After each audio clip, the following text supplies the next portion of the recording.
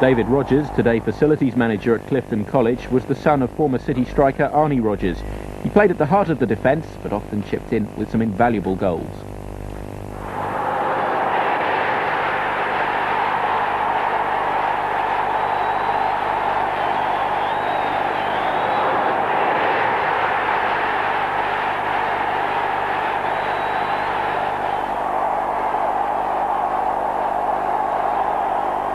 Clive Whitehead now works at a bank in World, but as a precocious young winger spotted by Alan Dix playing in a Midlands youth team, his speed and skill added an extra dimension to the side during the crucial run into promotion.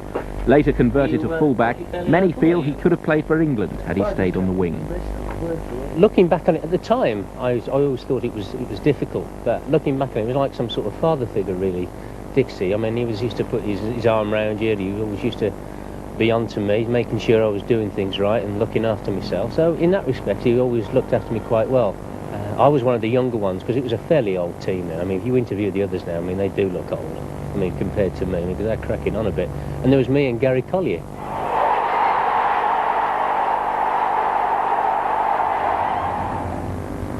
Gary Collier can now be found basking in the sun of California. He's still involved with football, though, as a coach employed by drinks giant Pepsi Cola as part of the company's youth soccer programme. A key member of the team that went up, he held the centre-half berth for much of the First Division campaign too. 20 years ago, it doesn't seem that long to me. I mean, I still remember it like it was yesterday, Bristol City is still really strong in my heart, and it's funny, sometimes I wake up in the morning and say, you know, I had a dream last night. And whenever I dream about soccer, I'm always playing for Bristol City, or practicing with Bristol City. It's never any of the teams that I've played for, you know, since.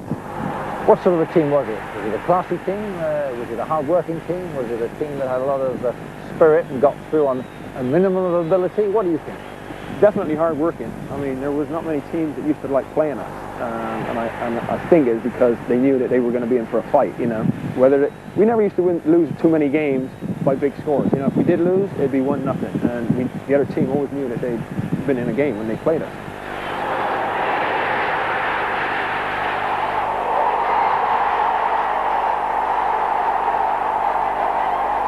The last piece of the jigsaw was striker Paul Cheesley. He signed for City after leaving his native Bristol for a brief spell at Norwich.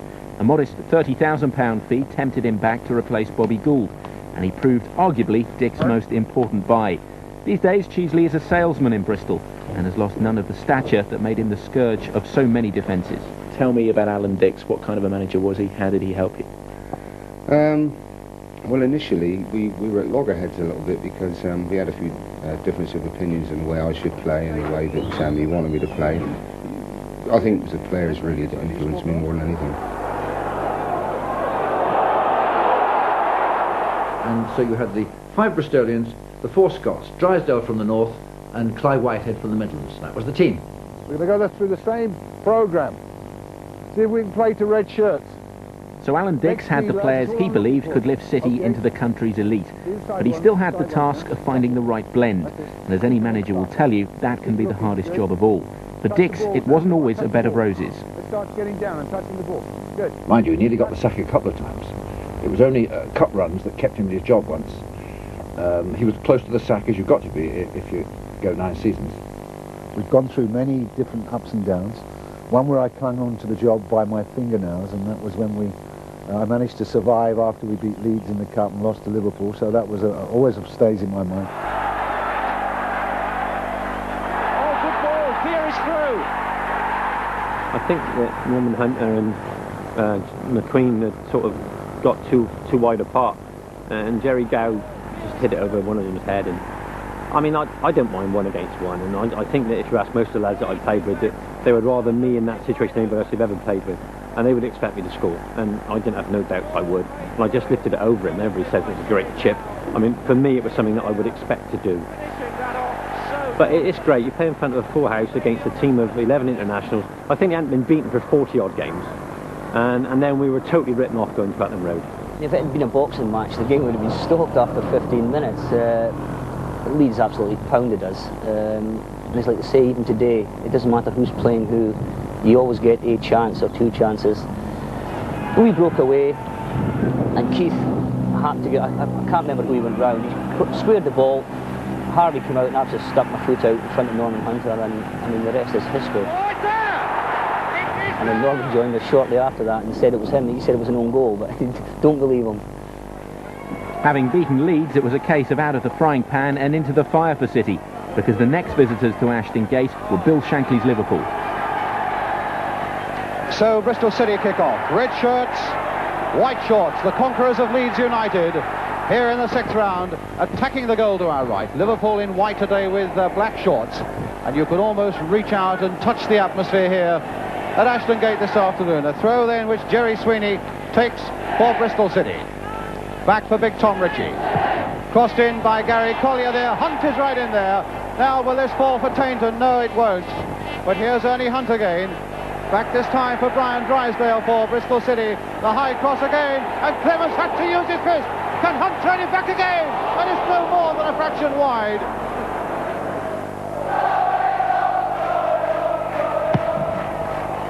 The year came when you actually did it. What was that season like to play? Oh, that was superb. I mean, we went away from home knowing we were going to win. We just had that confidence. There was that air around the club, and everybody was so confident and played so well, which was lovely. The crowd were behind us. We mixed it up with them as well. Had some fun. It was a real good fun year. I thought, yes, there's a feeling here. They are going to do it. Because you could sense the power in the side. Very strong, physical team. What did you used to tell those players before the big games that gained promotion? What was your main message?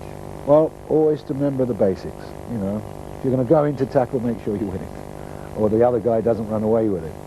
When you're passing, pass to your side, get it there. And when you're working hard to get back into position as you are to get forward.